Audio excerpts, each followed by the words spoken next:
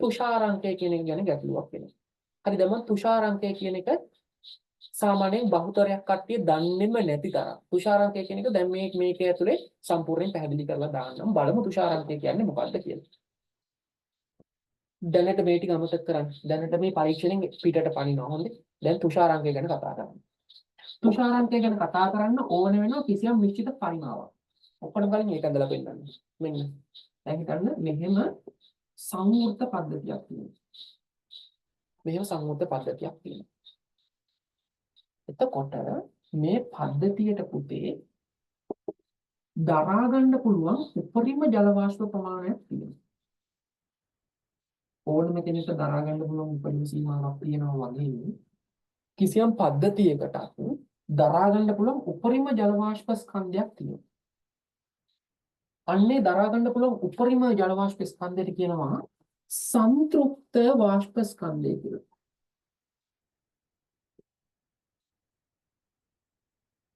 සංතෘප්ත වාෂ්ප ස්කන්ධය කියලා කියනවා. M0 කියලා කියනවා. ඔය සංතෘප්ත වාෂ්ප ස්කන්ධය කියන එක පුතේ උෂ්ණත්වය වැඩි වෙන උෂ්ණත්වය අඩු වෙනවා. ඒ මොකද්ද?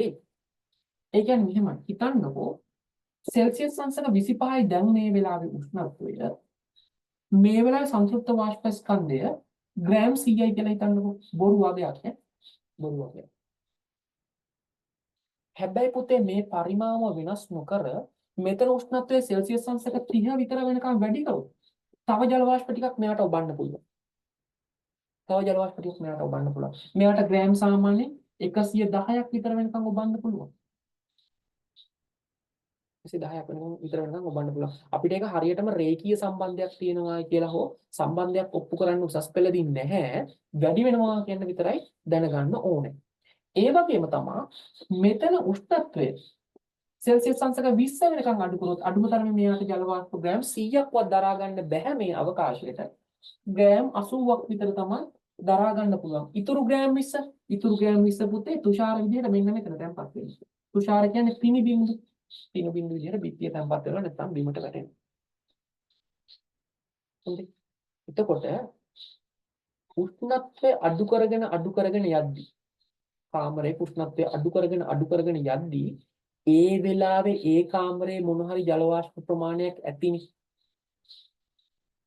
අන්න ඒ ජල වාෂ්ප ටිකෙන් ඒ කාමරේ සංතෘප්ත වෙන මොහොතට අපි කියනවා තුෂාරාංකය කියලා. අයිපාරක් කියන්නේ රූපයක් ඇඳලාම අයිපාරක් කියන්නේ.